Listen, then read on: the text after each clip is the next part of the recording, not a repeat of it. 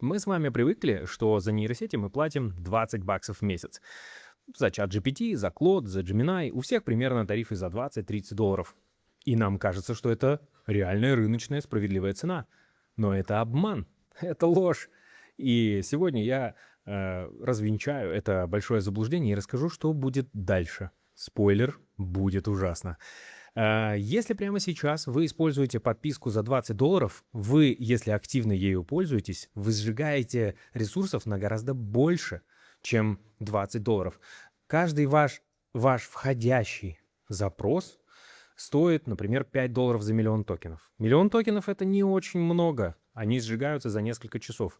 А когда нейросеть дает вам ответ, это вообще стоит 25 долларов за миллион токенов. И даже эти цены субсидированы, то есть компания тратит больше, чем продает вам. Почему так происходит? Они что, идиоты? Не, на самом деле вы уже знакомы с этой ситуацией. Представим, что есть какой-нибудь агрегатор такси. Не знаю какой. Какой-нибудь желтый или красный или черный агрегатор такси. И что делает этот агрегатор, когда заходит на рынок? Допустим, у нас есть агрегатор такси, который решил завоевать рынок такси. Он заходит в город, где очень много таксопарков. Разных машин, разных диспетчеров и так далее. И этот агрегатор платит деньги всем. Он платит водителям, он платит пассажирам бонусными там рублями каким-нибудь. И делает так, что постепенно все таксопарки закрываются, потому что они не могут платить водителям, приплачивать за каждую поездку. Они хотят зарабатывать с каждой поездки, но не могут приплачивать водителям и пассажирам. И когда таксопарков не остается, агрегатор отменяет выплаты водителям, отменяет бонусы пассажирам и начинает поднимать цены наверх. А люди уже привыкли ездить на работу на такси. Они не хотят садиться в автобус, это привычка. И нейросети с вами поступают примерно так же. Они хотят, чтобы вы привыкли, чтобы вы начали не внедрять нейронки везде. Нужен рецепт сырников? Не идем в Google, пишем в нейронку. Нужно написать код для приложения? Не буду делать это сам, напишу в нейронку. И со временем нейросети проникают во все процессы, где раньше были вы, а теперь там они. И когда эта подписка за 20 баксов, это, считай, бесплатно. Потому что я получаю на зарплате, там, допустим, 1000 долларов, трачу на подписку 20 баксов, но она вся покрывает всю мою работу, которую я делал за 1000 долларов, например. Сделка века. Если вы покупаете такую подписку, на самом деле эта подписка покупает вас. Потому что в какой-то момент лимиты, которые вы можете использовать за эти 20 баксов, сокращаются на 30-40%. И вы теперь чуть-чуть не успеваете сделать ту работу, которую раньше успевали сделать за 20 баксов. А потом еще чуть-чуть подсокращают лимит, и вы опять не успеваете сделать ту работу, за которую раньше платили 20 баксов. Вы в ярости, потому что вот мои 20 баксов. Где моя работа, которую я настраивал? А ее нету, потому что теперь лимиты сократили, или моделька чуть-чуть потупела, и результат уже не такой предсказуемый, и вам нужен тариф следующий за 100 баксов. Вы долго думаете, стоит ли оно того? Ну, вроде как, да, зарплата 1000 долларов, а нейросеть всю мою работу делала раньше за 20 баксов. Ну ладно, подниму лимиты в 5 раз. И буду платить 100 баксов. Сделка века. 1000 зарплата, 100 баксов расход. Я в шоколаде. Но на самом деле, когда вы пользуетесь подпиской за 100 баксов, вы жжете ресурсов на 500-700. То есть компания продолжает вас спонсировать.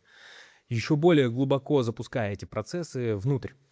И уже вы в западне. Вы не можете уже делать часть своей работы, потому что уже последние 2 года вы все отдали нейронкам.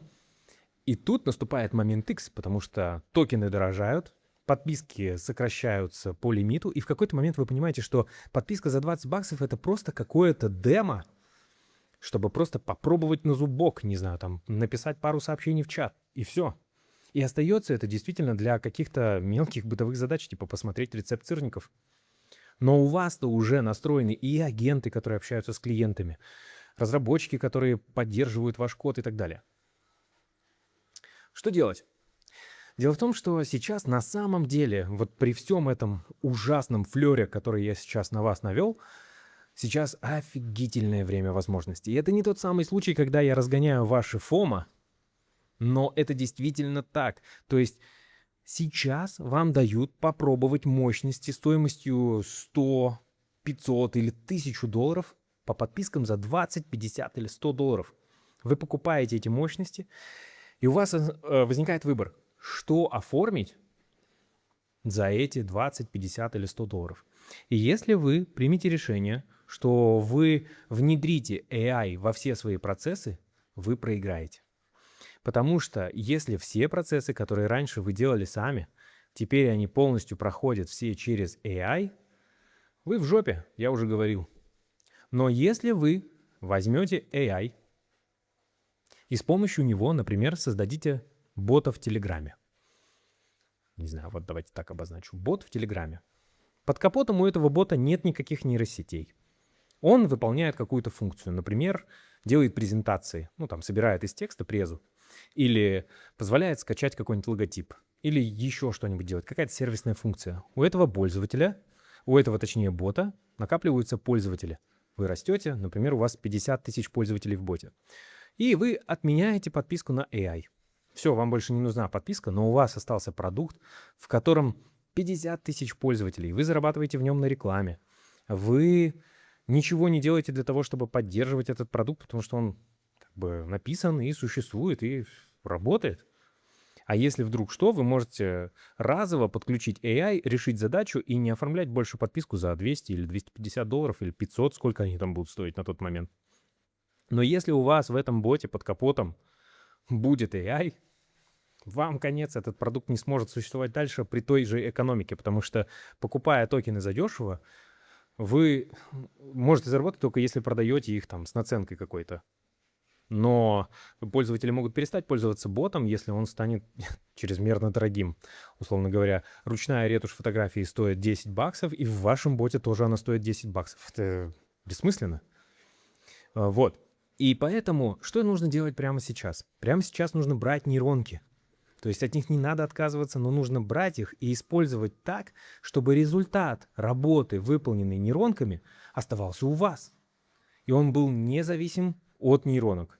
То есть если вы строите процессы, старайтесь строить их так, чтобы там не участвовала нейронка. Или чтобы эту нейронку можно было заменить на какую-то дешевую модель. Например, вы с помощью дорогого OpenAI, например, да, возьмем какой-нибудь AI дорогой, вы через него пишете какой-то код, затем на выходе у вас получается какой-то продукт, внутри которого есть дешевый AI.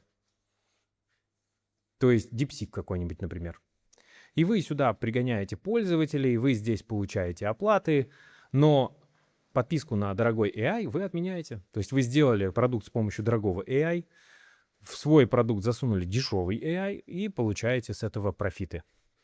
Но если вы завязываете все свои процессы на дорогущем AI, который стоит там 100 баксов в месяц сейчас и будет стоить 300 баксов в месяц дальше, то вы в заведомо проигрышном положении. Короче, что бы я делал сейчас? Я бы сейчас не писал бы тексты с помощью нейросетей, но писал бы сайты с помощью нейросетей, которые будут продавать ваши услуги, продукты и так далее. Я бы сейчас не генерировал картинки и мемы, потому что это бессмысленно, потому что, опять же, если вы только не собираетесь заработать просто на хайпе.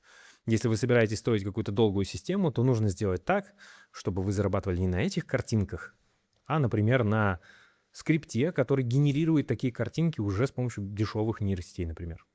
Или освоить вайп-кодинг для того, чтобы наделать приложений, ботов, всяких разных расширений, плагинов, программ для того, чтобы у этих программ были пользователи, они платили вам деньги за ваш продукт, при этом внутри продукта AI нет. То есть вы сам продукт сделали с помощью нейросетей, а внутри продукта нейросетей нет.